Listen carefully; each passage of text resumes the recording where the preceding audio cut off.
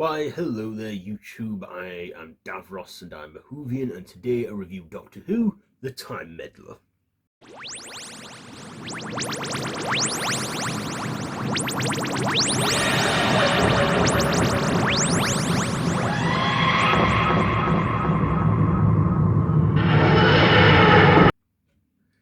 So this is the 9th and I believe final serial of season 2 of the original run of Doctor Who. So the Doctor, Vicky and new companion Stephen Taylor arrive in Saxon, Northumbria on the eve of the Viking Norman invasions. It is 1066 and pivotal moment. It's an historical moment in British history. The hand of a mysterious monk is at work in the nearby monastery, intending that history takes a different course. And of course, that monk turns out to be one of the Doctor's kind, because he has a TARDIS himself. And of course, we see the Doctor come face to face with this monk, how he plans to rewrite history and meddle with time. And of course, the Doctor's not going to allow that and finds a way to, well, have the monk reflect on his ways for a while.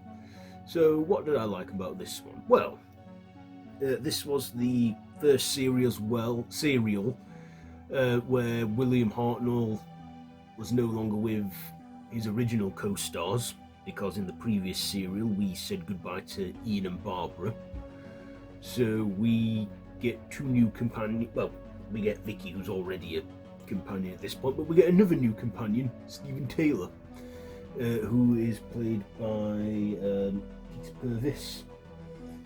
And we get, the meddling monk in there, played by Carry On's Peter Butterworth, who you can tell is having fun in this role. He's enjoying himself. He loves his part, from what you can tell.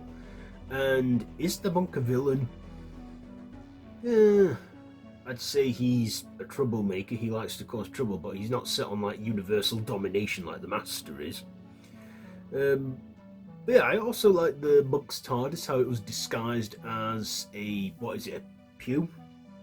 The things you have in churches. And, that's like a big twist at the end of part 1 where the monk has his own TARDIS. We also see a few little inaccuracies, like when the Doctor finds a Viking helmet that has horns on it. Of course, we all know that Vikings didn't wear horns on their helmets. That was a work of fiction. Then again, Doctor Who is fiction as well, isn't it? Science fiction. But yeah, I guess I can let that pass. But still, back then, making historically set stories, they were a bit thingy, this might cause miseducation or historical inaccuracies and that. But at the end of the day, it's a show. And the show now, there's no quarrels with the whole future, because it's all show at the end of the day. But yeah, I like the monk. He's only ever appeared in it twice in the main show. The second serial he does appear in is the Daleks' Master Plan. And yeah, I believe he's returned in expanded media in Big Finish audio, where he's voiced by Rufus Hound. At one point there's a female incarnation of him called the Nun. But yeah, the meddling monk, an interesting character. Of course, they didn't use the term Time Lord because they didn't have a name for his kind just yet back then. But the monk had a TARDIS, and it showed that the Doctor wasn't the only one of his kind on the run from his people.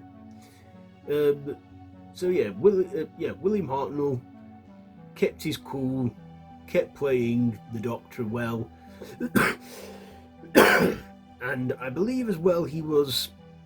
This was the beginning of the end for him as the Doctor, because he started to feel ill. He wasn't, the whole story behind all that. Of course, as well with Carol Ann Ford leaving, and then, William Russell and Jacqueline Hill leaving, he pretty much felt like he was on his own. with two young co-stars, which, yeah, so he did good in this, despite what would soon follow in his health. But I also thought that, what's the name? Is it Maureen O'Brien, who playing Vicky? Yeah, it's Maureen O'Brien. I thought she was great playing Vicky. Of course, she was probably still a bit of a newcomer at that time, being the replacement for Susan. And we get a newcomer, Stephen Taylor, who'll go on to be, a regular with Hartnell throughout the rest of his run. But, I thought the 1066 setting looked good. The filming and the locations they had for that, it was black and white, but to me it also works in black and white.